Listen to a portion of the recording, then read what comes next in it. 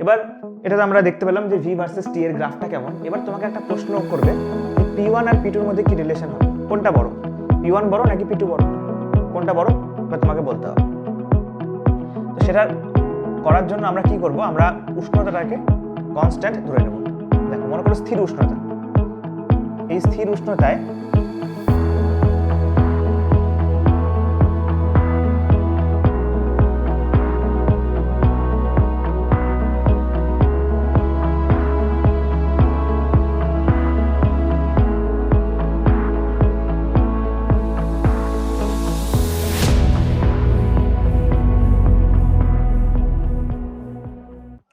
তো একটু আগে আমরা পড়লাম যে চার্লসের সূত্রের সাথে পরম স্কেলের বা কেলভিন স্কেলের কি সম্পর্ক ছিল। তো সেখান থেকে আমরা পেয়েছিলাম ভি সমানুপাতিক টি, ভি এবং টি এর একটা সম্পর্ক, যেখানে টি বাড়ালে আমরা ভি মানে আয়তনটা বেড়ে যায়, আর টি কমালে মানে উষ্ণতা কমালে আয়তনটা কমে যায়। এটা ছিল চার্লসের সূত্রের সাথে পরম স্কেলের একটা সম্পর্ক। এবার নেক্সট যেটা আমরা দেখব সেটা হলো গে-লুসাকের সূত্র। তোমাদের বইতে দুই ধরনের গ্রাফ রয়েছে, একটা ভি প্রপোর্শনাল টু টি আর একটা পি প্রপোর্শনাল টু টি।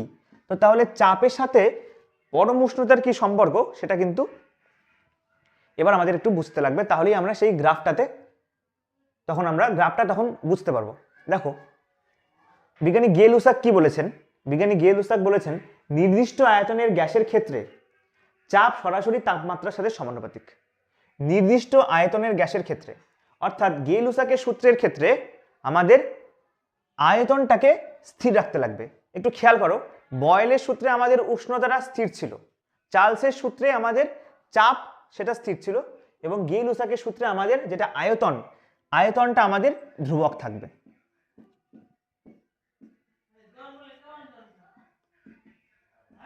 ঠিক আছে, তাহলে গে-লুসাকের সূত্রে আমাদের আয়তনটা ধ্রুবক থাকবে। তিনি কি বলেছেন, নির্দিষ্ট আয়তনের গ্যাসের ক্ষেত্রে যেখানে আয়তন মানে ভি কনস্ট্যান্ট, চাপ সরাসরি তাপমাত্রার সাথে সমানুপাতিক, এবং সেই তাপমাত্রাটা অবশ্যই তাপমাত্রা কেলভিন স্কেল, বুঝতে পারলে কেলভিন স্কেলের তাপমাত্রা। তিনি বলেছেন P is directly proportional to T, যখন আমাদের ভলিউম বা আয়তনটা সেটা ধ্রুবক, আয়তনটা ধ্রুবক এবং তার সাথে গ্যাসের পরিমাণ ভর সেটাও ধ্রুবক, আয়তন ধ্রুবক এবং গ্যাসের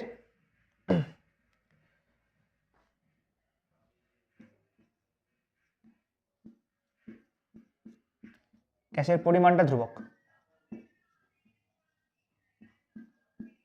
বুঝতে পারলে? তাহলে আমরা দেখলাম যে পি ইজ প্রপোর্শনাল টু টি। এবার যদি আমরা সমানুপাতিক চিহ্নটাকে তুলে দিই তাহলে একটা কনস্ট্যান্ট চলে আসে, পি সমান সমান কেটি। এবার দেখো তার মানে পি বাই টি লিখতে পারি সমান সমান কে। একটু আগে আমরা যেমন পড়েছিলাম ভি বাই টি, আমরা পড়েছিলাম ভি বাই টি সমান সমান কনস্ট্যান্ট, তো সেখান থেকে আমরা লিখেছিলাম ভি1 বাই টি1 সমান সমান ভি2 বাই টি2, এরকম লিখেছিলাম। সিমিলারলি একই ধরনের জিনিস, তো এখান থেকে আমরা বলতে পারি যে পি1 বাই টি1 সমান সমান পি2 বাই টি2, বা এটাকে তুমি এভাবেও বলতে পারো। দেখো এবার যদি আমি পি1টাকে নিচে নামাই, টি1টাকে উপরে ওঠাই, এটাও হবে পি1 বাই পি2 সমান সমান টি1 বাই টি2। বোঝা গেল আমি কি বললাম? তাহলে চাপের সাথে উষ্ণতার এটা হলো সম্পর্ক।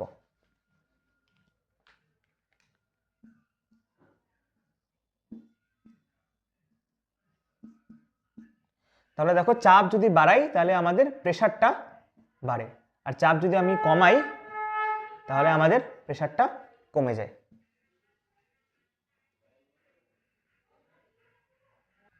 তাহলে দেখলে সমানুপাতিক সম্পর্কে রয়েছে পি সমানুপাতিক টি, উষ্ণতা বাড়ালে আমাদের চাপটা বাড়বে আর উষ্ণতা কমালে আমাদের চাপটা কমবে। তাহলে এবার আমাদের যেটা দেখতে হবে এই দুটা রিলেশনের গ্রাফটা কেমন সেটাকে এবার বুঝবো। তার আগে আরেকটা জিনিস দেখো, যে আমি তোমাকে বললাম না যে চাপ উষ্ণতার সাথে সমানুপাতিক, মানে উষ্ণতা বাড়ালে চাপটা বাড়ছে আর উষ্ণতা কমালে চাপটা কমছে, কিন্তু এটা কেন হচ্ছে সেটাকে দেখতে হবে। দেখো কি হয়, যখন আমরা টেম্পারেচার যখন বাড়াই তখন গ্যাসের যেই অণুগুলো রয়েছে, গ্যাসের মলিকিউলগুলো তারা খুব দ্রুত গতিতে ছোটাছুটি করে, তাদের স্পিড অনেক বেড়ে যায়। এবার তারা যদি খুব দ্রুত গতিতে যদি ছোটাছুটি করে তখন কি হবে, তারা পাত্রের গায়ে যেই পাত্রে গ্যাসটাকে যেই পাত্রে রাখা হবে তখন গ্যাসটা সেই পাত্রের দেওয়ালের মধ্যে তার সংঘর্ষ বেড়ে যাবে, ঠিক আছে, তার সংঘর্ষ বেড়ে যাবে, তার গতিশক্তি যদি বেড়ে যাচ্ছে সংঘর্ষের বলটাও বেড়ে যাবে, তাহলে তার জন্য কি হয়ে যাবে, সেই পাত্রের চাপটা তখন বৃদ্ধি পাবে। মানে এটা যদি আমাদের পাত্রটা হয়, ঠিক আছে, এটা মনে করো আমাদের পাত্র, এবার এই পাত্রের মধ্যে গ্যাসগুলো আছে এরকম করে, এবার যদি আমরা টেম্পারেচারকে যদি বাড়াই তখন তারা এরকম করে ছোটাছুটি করছে আগে থেকে ছোটাছুটি করছে, কিন্তু টেম্পারেচার বাড়ালে এই ছোটাছুটির পরিমাণটা, স্পিডটাও বেড়ে যাবে, গতিশক্তিও বেড়ে যাবে, তখন সংঘর্ষ আরও বেশি, মানে সংঘর্ষের পরিমাণ বেড়ে যাবে, সংঘর্ষ আরও বেশি করে হবে। আর যদি সংঘর্ষ যখন বেশি হবে, যত এখানে মানে এরা বাড়ি খাবে এই দেওয়ালের মধ্যে, তখন চাপটা বৃদ্ধি পাবে। বুঝতে পারলে?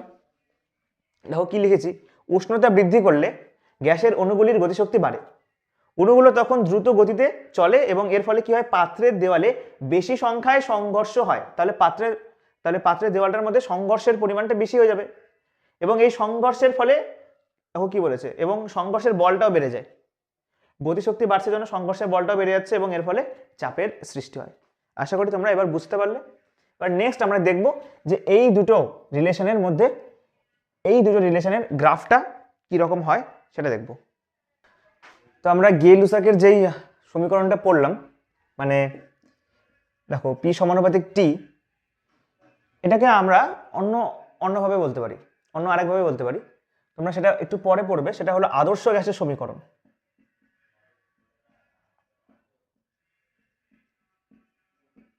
এটা আমি একটু পরে পড়াবো,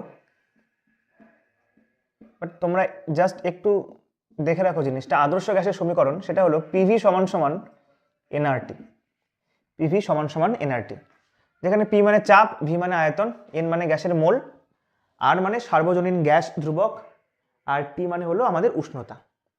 এবার গ্যাসের পরিমাণ যেহেতু কনস্ট্যান্ট থাকে, ধ্রুবক থাকে, তাহলে এন এর ভ্যালুটা কনস্ট্যান্ট, আর আর মানে হলো সার্বজনীন গ্যাস ধ্রুবক, এটাও কনস্ট্যান্ট একটা। ঠিক আছে, এটা আমরা পরে দেখব কি। তাহলে এই দুইটা যদি কনস্ট্যান্ট হয়ে যায় তাহলে আমরা বলতে পারি পিভি সমান সমান পিভি সমানুপাতিক টি বলতে পারি। তাহলে এটা কারণ এই দুটো কনস্ট্যান্ট। বুঝতে পারলে? তাহলে তুমি এই রিলেশন থেকে তুমি দেখতে পাবে যে দেখো চাপের সাথেও কিন্তু উষ্ণতাটা সমানুপাতিক সম্পর্কে রয়েছে, এখান থেকেও বলতে পারো। দেখো ভি সমানুপাতিক টি বলতে পারো এখান থেকে, ভি উষ্ণতার সাথে সমানুপাতিক, এবং প্রেশার পি সেটাও উষ্ণতার সাথে সমানুপাতিক। তো এটা গেল আমাদের আদর্শ গ্যাসের সমীকরণ থেকে যেই দুটো আমি রিলেশন বললাম, পি প্রপোর্শনাল টু টি আর ভি প্রপোর্শনাল টু টি, তোমরা এটাকেও এখান থেকে বুঝতে পারবে। ঠিক আছে, তো এবার এই ভিডিওতে আমরা দেখব এই দুটোর গ্রাফটা কেমন। তাহলে প্রথমে দেখো ভি ভার্সেস আমরা টি এর গ্রাফটাকে দেখি। ভি ভার্সেস টি এর গ্রাফটা কেমন হবে? ভি ভার্সেস টি আমরা দেখলাম ভি সমানুপাতিক টি, তার মানে টি বাড়ালে ভি বাড়বে। এবার যদি আমরা এর গ্রাফটাকে যদি আঁকি,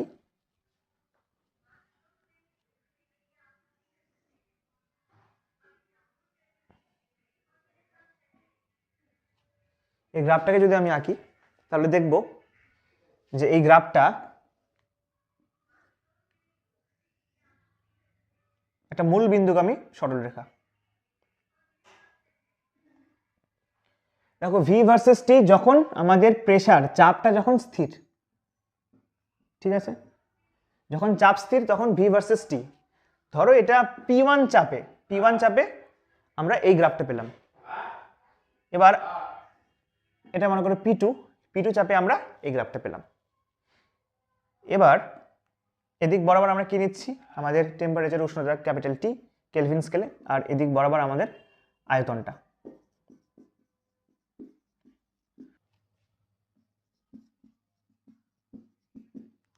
তাহলে দেখো এখান থেকে আমরা দেখতে পাচ্ছি এটা একটা মূল বিন্দুগামী সরলরেখা হচ্ছে। এবার আর এটা আমাদের 0 কেলভিন, মানে জিরো কেলভিন উষ্ণতায় গ্যাসের আয়তনটা শূন্য হয়ে যাচ্ছে। 0 কেলভিন মানে কত? 273 ডিগ্রি, -273 সেলসিয়াস। বলেছিলাম না এই উষ্ণতায় গ্যাসের আয়তনটা শূন্য হয়ে যায়। ঠিক আছে, দেখো গ্রাফেও এটা, মানে এটা মূল বিন্দুগামী হবে। এবার এটা আমরা দেখতে পেলাম যে ভি ভার্সেস টি এর গ্রাফটা কেমন। এবার তোমাকে একটা প্রশ্ন করবে যে P1 আর P2 এর মধ্যে কি রিলেশন হবে, কোনটা বড়, P1 বড় নাকি P2 বড়, কোনটা বড়, এবার তোমাকে বলতে হবে। তো সেটা করার জন্য আমরা কি করব, আমরা উষ্ণতাটাকে কনস্ট্যান্ট ধরে নেব। দেখো মনে করো স্থির উষ্ণতা, এই স্থির উষ্ণতায় তুমি দেখো এবার এটা P1, P1 এর জন্য আয়তন মনে করো V1 আর P2 এর জন্য মনে করো আয়তন V2। আগেও তোমরা এটা দেখেছিলে, চার্লসের সূত্র যখন পড়িয়েছিলাম সেখানেও এই একই রকমের জিনিস। দেখো এবার আমরা কি জানি যে PV is equal to constant, তাই তো? PV is equal to constant, তার মানে যদি একটা বাড়ে তাহলে অন্যটা কমবে। আমরা PV is equal to constant এটা জানি, আর এটা জানি P is inversely proportional to V, ব্যস্তানুপাতিক সম্পর্ক। এবার দেখো এখানে V এর মানটা কম, দেখো V এর মানটা V1 নিচে আছে, V2 উপরে আছে, তার মানে V1 ছোট। যেহেতু V1 ছোট তার মানে V1 এর ভ্যালু ছোট, তার মানে V ছোট। এবার V যদি ছোট হয়, V ছোট হলে আমাদের Pটা কি হবে? বেশি হবে। তাহলে V1 এর ক্ষেত্রে V1 ছোট, তাই জন্য P1টা বেশি, P1টা বেশি। এবার দেখো V2টা বড়, যেহেতু V2 বড়, যেহেতু V2 মানে V যেহেতু বড়, তার মানে কি Pটা কম হবে। তার মানে V2 যেহেতু বড়, তার মানে P2 এর ভ্যালু কম হবে। তাহলে এখান থেকে আমরা বলতে পারি P1 is greater than P2। এবার আমরা দেখব নেক্সট রিলেশন, যেটা ছিল আমাদের 2 number, P proportional to T। যখন আমাদের আয়তন মানে V সেটা স্থির আয়তনে। এবার দেখো যেহেতু সমানুপাতিক সম্পর্কে রয়েছে, তার মানে কি একই রকম ভাবে উষ্ণতা বাড়ালে চাপ বাড়বে, উষ্ণতা কমালে চাপ কমবে। তাহলে গ্রাফটাকে আঁকলে আমরা সেম জিনিস পাবো, একটা মূল বিন্দুগামী সরলরেখা পাবো। যখন আমি ধরে নিচ্ছি যে আয়তন আমার V1, তখন আমি এই লাইনটা পেলাম, আর যখন আমার আয়তন V2 তখন আমি এই লাইনটা পেলাম। ঠিক আছে? আর এদিক বরাবর আমাদের চাপ P, আর এদিক বরাবর আমাদের উষ্ণতা T। বুঝতে পারলে? আর এটা হলো আমাদের 0 কেলভিন, আর সেলসিয়াসে লিখলে -273°C। দেখো একই রকম জিনিস, -273°C আমরা ধরে নিই যে গ্যাসের আয়তনটাই শূন্য। এবার যদি গ্যাসের আয়তনটা শূন্য হয়েই যায় তাহলে তো কোনো চাপই থাকবে না, তার মানে 0 কেলভিন উষ্ণতায় গ্যাসের আয়তনও শূন্য, তার মানে অবভিয়াসলি তাহলে চাপটাও আমাদের শূন্য হবে। তাই জন্য এটা মূল বিন্দুগামী সরলরেখা। এবার একই রকমের প্রশ্ন যে V1 বড় নাকি V2 বড়? আমরা কি জানি? এখনই দেখলাম P inversely proportional to V, তার মানে একটা বাড়লে একটা কমবে। এবার আমি উষ্ণতাকে স্থির করে দিলাম। উষ্ণতাকে স্থির করলে তুমি এবার দেখো এই পয়েন্টে এটা P1, এই পয়েন্টে এটাকে আমি P2 নিয়ে নিচ্ছি। ঠিক আছে? তাহলে এটা আমাদের P2। এবার তুমি বলো P1 আর P2 এর মধ্যে কোনটা বড়? P2টা উপরের দিকে আছে, তার মানে P2 বড়, তার মানে P2 বড়, আর P1টা ছোট। এবার এটাকে দেখো, যদি দেখো এটা V1, এটা V2। এবার দেখো যদি P1 যদি ছোট হয়, চাপ যদি কমে, তাহলে আয়তন কি হবে? বাড়বে। তার মানে P1টা দেখো, P1টা ছোট P2 এর থেকে, P1টা P2 এর থেকে ছোট, তার মানে চাপ কম। চাপ কম হলে এর করসপন্ডিং যেটা আয়তন মানে V1টা তখন কি হয়ে যাবে? বড় হয়ে যাবে। বুঝতে পারলে? এবার P2 দেখো, P2 P1 এর থেকে বড়, তার মানে চাপ যেহেতু বেশি, চাপ বেশি হলে আমাদের তখন কি হবে? আয়তনটা কমে যাবে। তাহলে P2 এর ক্ষেত্রে তার করসপন্ডিং আয়তনটা কি? V2। তার মানে P2 যেহেতু বেশি, তার মানে V2টা কম হয়ে যাবে। তখন আমরা বলছি V1 is greater than V2। দেখবে তুমি এখানে যেমন ছিল P1 is greater than P2, ওখানেও same V1 is greater than V2। আর এটা হলো এদের গ্রাফটা, মানে মূল বিন্দুগামী একটা সরল রেখা। তাহলে এটা আমাদের হয়ে গেল এই দুটোর গ্রাফ। এবার আমরা এই ইকুয়েশনগুলো দিয়ে কিছু ম্যাথমেটিক্যাল প্রবলেম সলভ করব, মানে চার্লসের সূত্রের যেই অঙ্কগুলো রয়েছে পরম স্কেলের সাথে, দেখলাম না V1/T1 = V2/T2, তো সেটা দিয়ে কিছু ম্যাথমেটিক্যাল কোশ্চেন সলভ করব। এই জিনিসটা আমি একটু নিচে লিখে দিচ্ছি, এটা বোর্ডের বাইরে চলে যাচ্ছে।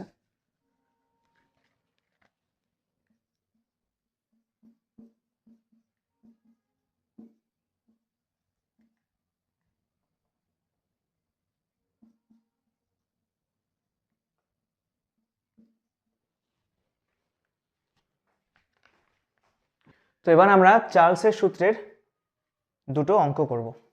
তো দেখো কি বলেছে অঙ্কটা, 2 atm চাপে 0°C উষ্ণতায় নির্দিষ্ট ভরের কোনো গ্যাসের আয়তন 500 cc, চাপ স্থির রেখে উষ্ণতা 273°C হলে ওই গ্যাসের আয়তন কত হবে। তো অঙ্ক করার আগে তুমি যখন অঙ্কটাকে পড়বে, অঙ্ক পড়ার পর অঙ্ক থেকে তুমি হিন্টগুলো বের করবে, ঠিক আছে, এবং অঙ্কের মধ্যে কি কি ডেটা দেওয়া আছে সেটাকে তোমাকে নোট করতে হবে। দেখো কি বলেছে, 2 atm চাপে 0 ডিগ্রি সেলসিয়াস উষ্ণতায় নির্দিষ্ট ভরের কোনো গ্যাসের আয়তন 500 সিসি। তারপরে দেখো কি বলেছে, বলেছে চাপ স্থির রেখে, এবার এখানে দেখো চাপ স্থির রেখে, এবার চাপ স্থির মানে কি, প্রেসার কনস্ট্যান্ট। চাপ কখন স্থির থাকে, এবার দেখো চাপ যদি স্থির থাকে তাহলে আমরা এখানে কি ইউজ করব, চার্লসের সূত্র। তার মানে যেহেতু স্থির চাপ, তার মানে এখানে আমরা চার্লসের সূত্র ইউজ করব। তো চাপ স্থির রেখে উষ্ণতা যদি 273 ডিগ্রি সেলসিয়াস করা হয় তাহলে গ্যাসের আয়তন কত হবে বের করতে হবে। যেহেতু চাপ স্থির, তার মানে এখানে আমরা চার্লসের সূত্র ইউজ করব। এবার প্রথমে তুমি দেখো কি কি তোমাকে দিয়ে দিয়েছে প্রশ্নের মধ্যে। বলেছে 2 atm চাপে 0 ডিগ্রি সেলসিয়াস উষ্ণতায় আয়তনটা হলো 500 সিসি। তাহলে যেটা প্রাথমিক উষ্ণতা সেটাকে আমরা T1 ধরি, আর যেটা প্রাথমিক আয়তন সেটাকে আমরা V1 ধরি, ঠিক আছে। তাহলে T1 এর ভ্যালু কত হবে, দেখো এবার কিন্তু তুমি T1 কে 0 বলতে পারবে না, 0 ডিগ্রি সেলসিয়াস আছে, এটাকে 0 মানে তুমি বলতে পারবে না, 0 নিয়ে অঙ্ক করতে পারবে না। তোমাকে সেলসিয়াস স্কেলে যেই টেম্পারেচার দেওয়া থাকবে সেটাকে তোমাকে অবশ্যই কেলভিন স্কেলে কনভার্ট করতে লাগবে, তারপরেই তুমি ফর্মুলা দিয়ে অঙ্কটা করতে পারবে। দেখো এখানে আমি লিখেছি ক্যাপিটাল T, তার মানে 0 ডিগ্রি সেলসিয়াসকে আমি যদি কেলভিন স্কেলে করি তাহলে কি করব, তোমাকে বলেছিলাম যেটা থাকবে সেলসিয়াস স্কেলে সেটাকে লিখবে প্লাস তার সাথে 273, এটা যোগ করলে আমরা পেয়ে যাচ্ছি 273 কেলভিন। আর প্রাথমিক আয়তন কত বলেছে, 500 সিসি, ঠিক আছে। এবার কি বলেছে, চাপ স্থির রেখে উষ্ণতাকে আমরা বাড়িয়ে করে দিলাম 273। তাহলে এটা যদি এরকম হয় তাহলে T2 কত হবে, T2 মানে পরে উষ্ণতা কত, পরে উষ্ণতা আমাদের 273 ডিগ্রি সেলসিয়াস, কিন্তু এটাকে আমরা কেলভিনে কনভার্ট করব, তাই জন্য আরও 273 দিয়ে যোগ করব। যোগ করলে আমরা পেয়ে যাচ্ছি এখানে 3 3 6 আর 7 7 14, 14 4 হাতে 1, 2 4 5, 546 কেলভিন। এবার তাহলে গ্যাসের আয়তন V2 কত হবে এটাকে আমাদের বের করতে হবে। তাহলে আমরা কি একটা ফর্মুলা জানি, আমরা জানি যে V1/T1 সমান সমান V2/T2, V1/T1 সমান সমান V2/T2। তো এখান থেকে আমরা কি লিখতে পারি, আমরা লিখতে পারি V1, দেখো বজ্রগুণ করে দেবো, V1T2 সমান সমান V2T1। এবার আমাদের বের করতে লাগবে V2 এর ভ্যালু। তাহলে এক কাজ করি, আমি V2টাকে এদিকে লিখছি, ঠিক আছে, আমি এরকম করে লিখে দিচ্ছি V2T1 সমান সমান V1T2, কিছুই করলাম না, এটা দিকে ছিল এটা দিকে ছিল, আমি জাস্ট একটু মানে সাইড চেঞ্জ করে লিখলাম, কারণ আমাদের V2টাকে বের করতে লাগবে, তাই জন্য সেটাকে আমি বাম পক্ষে রাখলাম। এবার V2 সমান সমান V1T2 ডিভাইডেড বাই T1। দেখো আমি কিন্তু এখনো পর্যন্ত এই V1T1 এর কোনো ভ্যালু বসাইনি, আমি কিন্তু চাইলে এখানে বসিয়ে দিতে পারতাম V1T1, কিন্তু আমি এরকম করব না, আমি গোটাটাকে একবারে লাস্ট পর্যন্ত নিয়ে এসে তারপরে লাস্টে গিয়ে ভ্যালু পুট করব, তাহলে সুবিধা হয়। এবার দেখো এবার V1 এর ভ্যালু কত, 500 সিসি, 500 বসালাম। T2 এর ভ্যালু কত, T2 546 হয়ে গেল। আর T1 কত, T1 হলো আমাদের 273 কেলভিন। এবার দেখো একটা কাজ করি, এটা ডিরেক্টলি 2 দিয়ে চলে যায়, তাহলে আমাদের 500 × 2 তার মানে 1000 সিসি আসে। এবার 1000 সিসিকে আমরা লিখতে পারি চাইলে 1 লিটার, মানে 1 লিটার সমান সমান 1000 সিসি, বোঝা গেল। তাহলে প্রথম অঙ্কটা আমাদের শেষ, কমপ্লিট। এবার 2 নম্বর অঙ্কটা, এবার তুমি একবার পজ করে 2 নম্বর অঙ্কটা ট্রাই করো, ঠিক আছে, একবার পজ করে নাও, পজ করে একবার ট্রাই করো, তারপরে আমার সাথে মিলিয়ে নাও তোমারটা ঠিক হলো কিনা। এবার দেখো কি বলেছে, আমি তাহলে করছি, -13 ডিগ্রি সেলসিয়াস উষ্ণতায় নির্দিষ্ট চাপে নির্দিষ্ট পরিমাণ একটি গ্যাসের আয়তন 780 সেন্টিমিটার কিউব। চাপ স্থির রেখে কোন তাপমাত্রায় ওই গ্যাসটির আয়তন 1.5 লিটার হবে। এবার এখানে দেখো নির্দিষ্ট চাপ মানে চার্লসের সূত্র, একই সূত্র দিয়ে অঙ্কটা হবে, চার্লসের সূত্র ইউজ করবো। এবার তাহলে কি বলেছে, -13 ডিগ্রি সেলসিয়াস উষ্ণতায় সেই গ্যাসটার আয়তন কত, প্রাথমিক আয়তন 780। তাহলে আমরা এখানে লিখবো যে T1 এর ভ্যালু কত, দেখো এটা সেলসিয়াসে আছে, তাহলে যেটা আছে সেটা লিখবো, কেলভিনে করতে গেলে জাস্ট 273 দিয়ে যোগ করে দেবো, যদি যোগ করি তাহলে কত পাবো, দেখো বিয়োগ করতে লাগবে, তার মানে 0 চলে গেল এখানে, 6260 কেলভিন হলো। গ্যাসটির প্রাথমিক আয়তন দ্যাট মিনস V1 এর ভ্যালু কত বলেছে 780 সেন্টিমিটার কিউব। ঠিক আছে, এবার বলেছে চাপ স্থির রেখে কোন তাপমাত্রায় গ্যাসটির আয়তন 1.5 লিটার হবে। কোন তাপমাত্রায় মানে আমাদের T2 এর ভ্যালুটাকে বের করতে লাগবে এবার। ঠিক আছে, আর গ্যাসের যেটা ফাইনাল ভলিউম অন্তিম আয়তন সেটা বলে দিয়েছে 1.5 লিটার। এবার একটা জিনিস তুমি খেয়াল করো, আমি বললাম না যে 1 লিটার মানে হচ্ছে 1000 সিসি, 1000 সিসি মানে 1000 সেন্টিমিটার কিউব। এবার একটা জিনিস তুমি দেখো এখানে 1 লিটার মানে 1000 সেন্টিমিটার কিউব বা 1000 সিসি, তাহলে বলেছে 1.5 লিটার, তাহলে 1.5 লিটার মানে হচ্ছে 1.5 ইন্টু 1000, এরকম করে করে দেবো। বুঝতে পারলে কি বললাম? আরেকবার দেখো, আমরা জানি যে 1 লিটার মানে হলো 1000 সেন্টিমিটার কিউব বা 1000 সিসি, তাহলে আমাদের বলেছে ফাইনাল যেটা ভলিউম 1.5 লিটার লিখেছি না, তাহলে ফাইনাল ভলিউম 1.5 লিটার যদি, তাহলে কত হবে সেটা 1.5 গুণ 1000, পয়েন্ট উঠিয়ে দাও 10, এই 10 কাটবে, হয়ে যাবে 1500 সেন্টিমিটার কিউব। তাহলে 1.5 লিটার এটাকে আমরা লিখতে পারি 1500 সেন্টিমিটার কিউব। হয়ে গেল। এবার আমরা আমাদের ফর্মুলা ইউজ করব। কি ফর্মুলা? একই রকম V1/T1 সমান সমান V2/T2। ঠিক আছে, বজ্রগুণ করছি, V1T2 সমান V2T1। কি বার করতে বলেছে আমাদের? T2 বের করতে লাগবে, এটা বের করবো, তার মানে T2 কে রাখলাম এখানে, V2 into T1 divided by এই V1টা চলে আসবে নিচে। হয়ে গেল। এবার জাস্ট আমরা ভ্যালু পুট করব। দেখো এখানে লিখছে পাশাপাশি সমান সমান দিয়ে লিখলাম। V2 এর ভ্যালু কত, যেটা আমরা বের করলাম 1500 গুণ T1 মানে 260 নিচে থাকলো আমাদের V1 মানে হলো 780। হয়ে গেল। দেখো এবার 0 0 কাটবে, এটাকে আমরা 3 দিয়ে কাটতে পারি, 3 দিয়ে কাটলে 3 5 15 500, তাহলে T2 পেয়ে গেলাম আমরা 500 কেলভিন। কিন্তু অ্যান্সার কিন্তু এটা দিলে হবে না। দেখো তোমাকে যখন উষ্ণতা দিয়ে দিয়েছিল সেলসিয়াসে দিয়েছিল, মানে সেন্টিগ্রেড সেলসিয়াস যেটাই বলো, -13 ডিগ্রি সেলসিয়াস ছিল। ঠিক আছে, সেলসিয়াস স্কেল, আর আমরা অ্যান্সার পেলাম কেলভিন স্কেল। তাহলে এই কেলভিন স্কেলের অ্যান্সারটাকে এবার আমরা কি করব? এবার আমরা জাস্ট সিম্পলি সেলসিয়াস স্কেলে কনভার্ট করে দেব। দেখো আমরা কি জানি যে টি ক্যাপিটাল টি মানে কেলভিন স্কেলের তাপমাত্রা T ডিগ্রি সেলসিয়াস প্লাস 273, তার মানে যদি সেলসিয়াস স্কেলে বলি T ডিগ্রি সেলসিয়াস, সেটা কত হবে? T থাকবে মাইনাস চলে আসবে, দেখো এটা এদিকে চলে আসলে মাইনাস হয়ে গেল 273। ক্যাপিটাল টি এর ভ্যালু কত আসলো 500, এটা 500 মাইনাস 273। এবার যদি আমরা মাইনাস করে দিই, 10 থেকে 3 গেলে 7 থাকে, 1 8, তার মানে 2, 10 থেকে 8 গেলে 2, 1 3 4 5 227 ডিগ্রি সেলসিয়াস। তাহলে এটাই আমাদের অ্যান্সার, আর আগের অ্যান্সার হচ্ছে 1 লিটার।